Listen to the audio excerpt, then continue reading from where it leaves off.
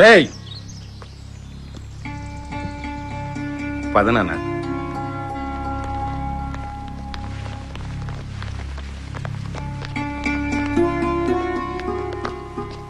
తీసుకొచ్చాను వదినా.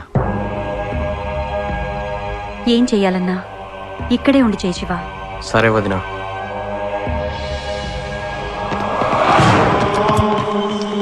ఏం శంకరు ఊళ్ళోకా?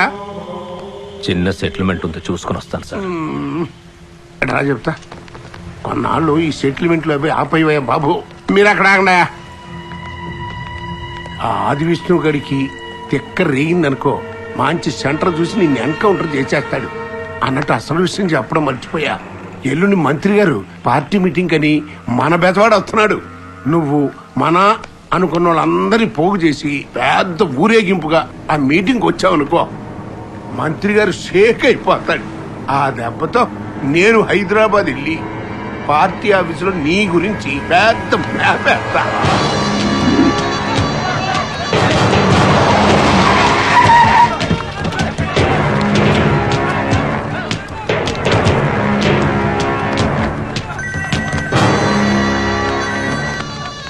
రమణ గారు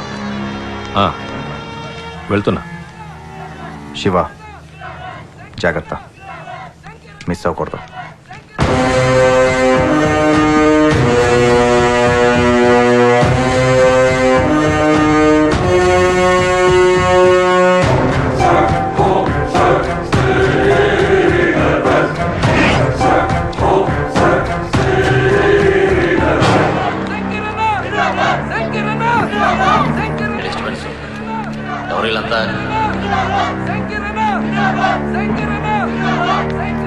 నమస్తే మంత్రి గారు.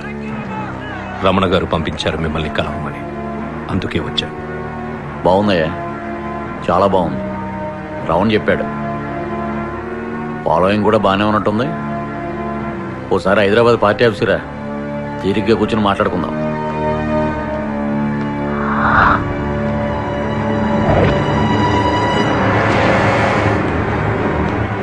నేను మీటింగ్లో ఉన్నాను, నువ్వు బయలుదేరితే మేము మాట్లాడుకుంటాం.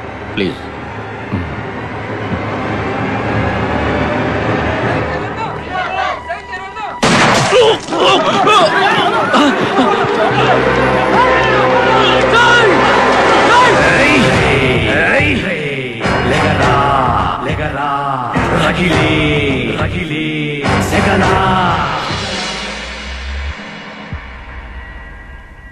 ఏంటి నాన్న వాడిని చంపకుండా వదిలేసావు?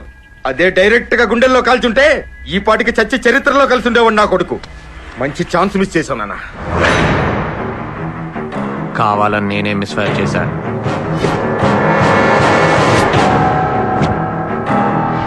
ఎందుకు నాన్న? ఇప్పటి వరకు ఏ ఊరు జనాన్ని వాడు భయపెట్టించి పరిగెత్తించాడో అదే ఊరి జనం ముందు వాడు చావు భయంతో పరిగెత్తేలా చేశాడు. ఈ అటాక్తో వాడిలో చావు భయం మొదలైంది. ఈ ఊర్లో వాడి రక్తం కళ్ళ చూసేవాడు ఉన్నాడని ఈ పాటికి వాడికి అర్థమై ఉంటుంది. ఈ బెజవాడలో వాడంటే పడని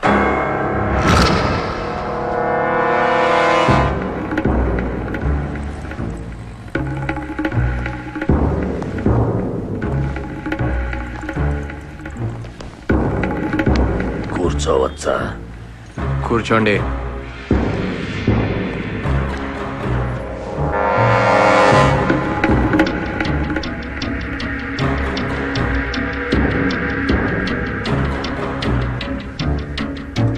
నా పేరు సాగర్ రాజు, ఇండస్ట్రియలిస్ట్ని.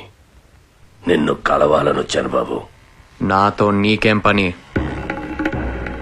నీతో నేను ఒంటరిగా మాట్లాడాలి బాబు. ఒంటరిగానే ఉన్నా, మాట్లాడు.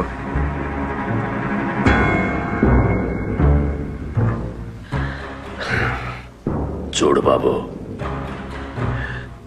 ఈ బెజవాడకి సరిగ్గా నీ అంత వయసున్నప్పుడు, నీ వయసులో నేనున్నప్పుడు దేశం కాని దేశం వెళ్ళి రోడ్లు ఊడ్చి కార్లు కడిగి పైసా పైసా కూడబెట్టి తిరిగొచ్చి ఈ బెజవాడలో ఇండస్ట్రీస్ ని స్థాపించాను. డబ్బు సంపాదించాలన్న ఆశతో మాత్రం కాదు, ఈ బెజవాడ మీద నాకున్న పిచ్చి ప్రేమతో.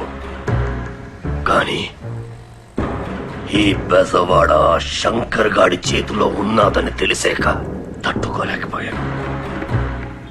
చిన్నవాడివైనా ఒక్కడివి, నువ్వు ఒక్కడివే వాణ్ణి ఒంటరిగా ఎదుర్కొన్నావని తెలిసిన తర్వాత నీకు సహాయం చేయాలని వచ్చాను.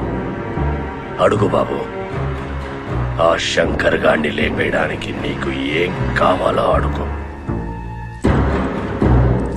నాకున్న అంగబలం, అర్థబలం, ఆర్థిక బలం నువ్వు అడిగిన మరుక్షణం నీ ముందుంటాయి. ఆ శంకర్ గాడిని లేపేస్తే బెజవాడ మనదవుతుంది. ఏంటే? ఆ శంకర్ గాడిని లేపేస్తే బెజవాడ మనదవుతుంది బాబు. శంకర్ గాడికి నాకు ఉన్న గొడవ నా పర్సనల్ గొడవ.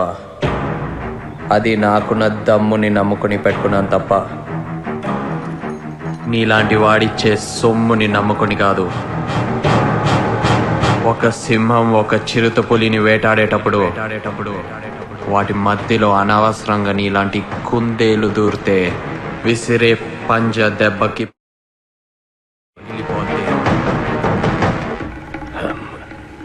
అది కాదు బాబు. నువ్వెవరో, ఎలాంటి వాడివో, నా దగ్గరికి ఎందుకు వచ్చావో నాకు బాగా తెలుసు. శివ, ఈ ఊళ్ళో మాలాంటి ముసలి వాళ్ళని కాదని మీ కుర్రాళ్ళు ఇంకొక్క మాట నువ్వు నాతో మాట్లాడితే నా చేతిలో ఇప్పుడే ఇక్కడే గ్యారంటీగా చేస్తావు. పోరా.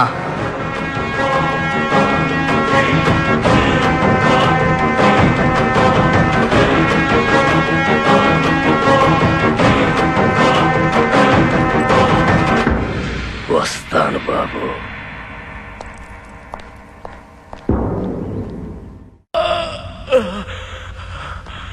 అన్నా, వాడెవడ కాదన్నా, జయకృష్ణ తమ్ముడు శివకృష్ణ అన్న. నన్ను కాల్చింది వాడే అని తెలిసిన తర్వాత కూడా వాడిని వదిలేసి వస్తావా? ఎందుకు లేపలేదు వాడిని? ఇప్పుడు వాడిని అటాక్ చేయడం చాలా కష్టం అన్నా. ఆ ఏరియాలో ఆ పరిశ్రమ గారు సెక్యూరిటీతో మొత్తం టైట్ చేసాడన్నా. ఆ చుట్టుపక్కల మన వాళ్ళు ఎవరు కనిపించినా కుక్కర్ కాల్చడం కాల్చి పడేస్తున్నారన్నా. వాడున్న చోటికి మీరు వెళ్ళలేకపోతే మీకు కావలసిన చోటికి అతన్ని రప్పించచ్చు కదా. ఏమంటారు లాయర్ గారు?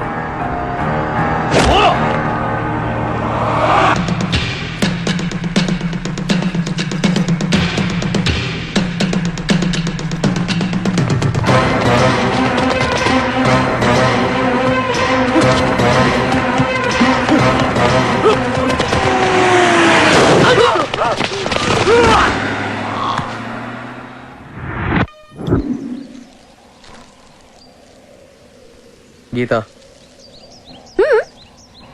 ఇక్కడి నుంచి మనం ఒంటరిగా కలుసుకోవడం వీలవదు. ఏ? ఆ శంకర్ గారి మనుషులు నన్ను చంపాలని ట్రై చేస్తున్నారు. నువ్వు నాతో కలిసి తిరిగితే నీకు డేంజర్. నువ్వు నా పక్కనున్నంత వరకు నాకేం కాదులే, లైట్ తీసుకో. గీత, వాళ్ళు రౌడీలు, పక్కన ఎవరున్నా వదిలిపెట్టరు. చూడు శివ, మా నాన్న పోలీస్ ఆఫీసర్. నాన్న ట్రాన్స్ఫర్ అయిన ప్రతి ఊర్లో చాలా మంది పెద్ద పెద్ద రౌడీల్ని, క్రిమినల్స్ ని చూస్తూ పెరిగాను. అలాంటి వాళ్ళ స్టోరీస్ ని చెప్పి నన్ను భయపెట్టాలని చూడకు. నేనా టైప్ కాదు. అవును, నెక్స్ట్ సిటీలో ఎవరికి స్పాట్ పెట్టావు? స్పాటా? నీకెందుకు? చేసుకోబోయేవాడి హీరోయిజం వచ్చి చూడాలిగా. ఏ, చెప్తే అర్థం కాదా నీకు? హలో, ఏంటి? ఏ, రాజేష్కి యాక్సిడెంట్ జరిగిందంట, పదా.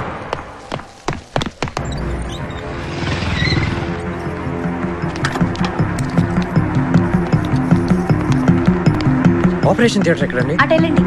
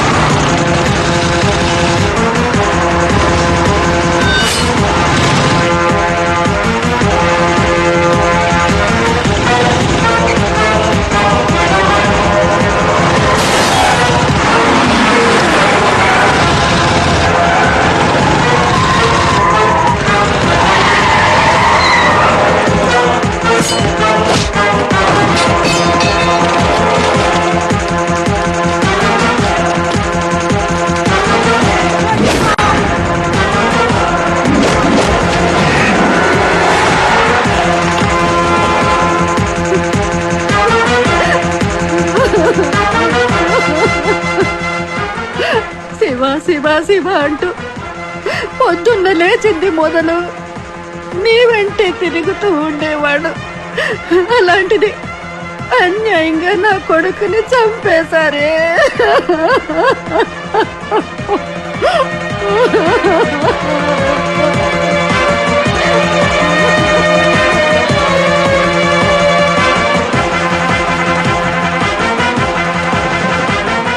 పరశురామ్, ఇప్పటి వరకు మనం వాడితో ఆడిన ఆట చాలు. ఈ ఆటతో మన చరిత్ర బెజవాడలో నిలిచిపోద్దు. బెజవాడ చరిత్రలో మనమే కలిసిపోతామో తేలిపోవాలి.